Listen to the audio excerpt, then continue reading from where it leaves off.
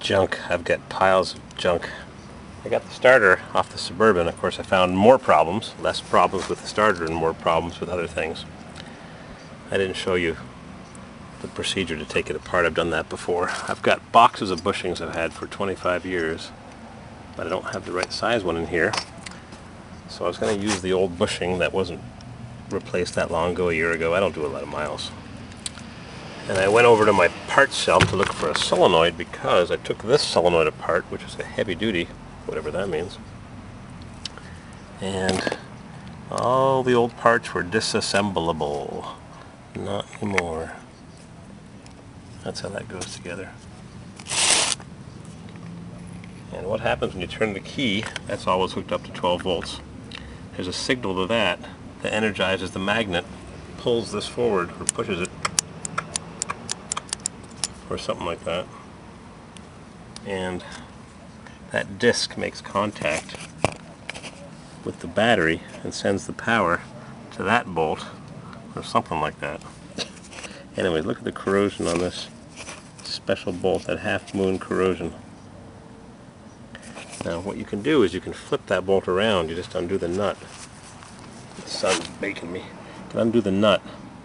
Just turn that bolt a half turn. That's an extra wide one on top. It's not quite as wide. It's got a wider area here. If I flip it over, I'm not going to have as much of a contact area. I'm going to take this disc over to the buffer. I'm going to buff it. And then I'm going to show you, after I buff that, this bushing that I found, a 6.2 bushing, I've actually got one, is not that tight. Can you hear that clicking? I've got a few of them. That's an Echelon Napa, supplied for Napa distribution centers. Where is it made? Who knows? And it's marked on the side 4265. And the box is marked 4265. Then I've got this one marked PT 64600B. I'll open up the little bag, and they make undersize, like bearings for cars, fractionals, so it gets a tight fit on the shaft. That one's the same thing. Hear it?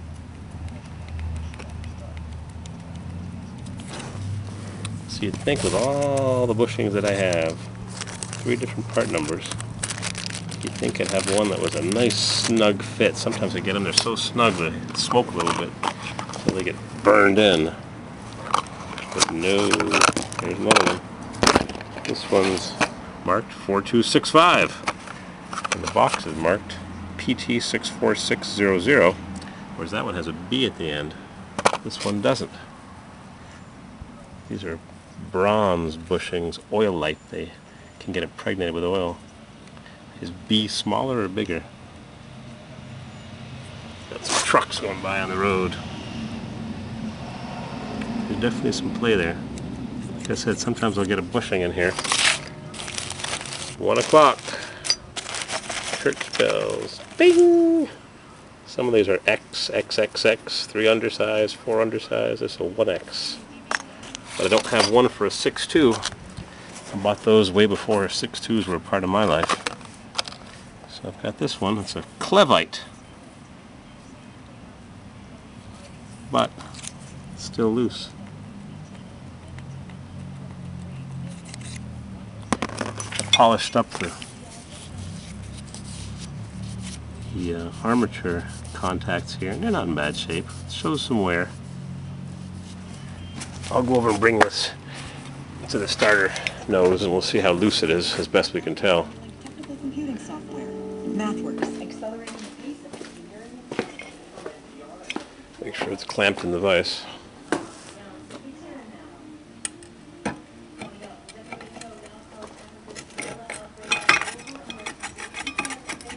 Of course, there's a lot more play because you've got the lever effect. How tight is it in there? I don't know. This wasn't rebuilt that long ago. Maybe 10,000 miles, 16,000 kilometers at the most. It was a Napa starter that was on the truck when I bought it. It lasted 30,000 miles. I bought it with 234, now it's 278, 234, 40. 260. Yeah, it lasted 30,000, 40,000 miles. A premium rebuild. So I don't know if I should change that bushing or not.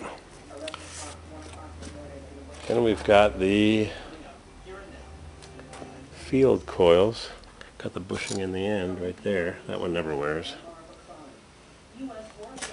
U.S. is bombing Iraq. Oh boy. Should have left Saddam Hussein in place. He was a dictator, but he kept everybody in check.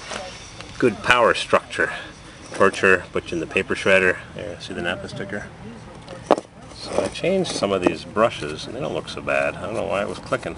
Sometimes these springs break, or the wires corrode off, or break off, or melt off.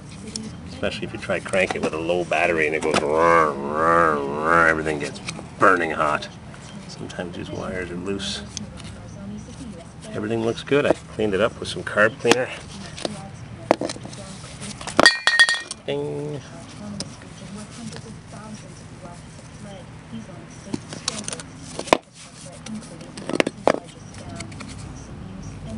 I don't know.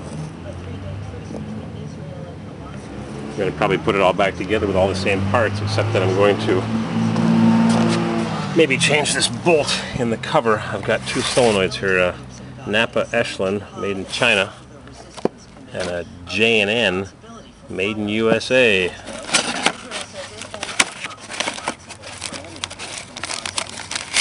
Instruction sheet. Never remove cap of solenoid or loosen terminal mounting nuts. Yeah, right. Except if you know what you're doing.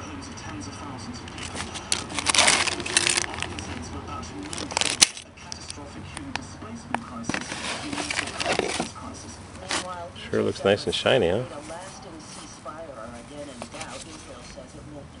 And it says high temp.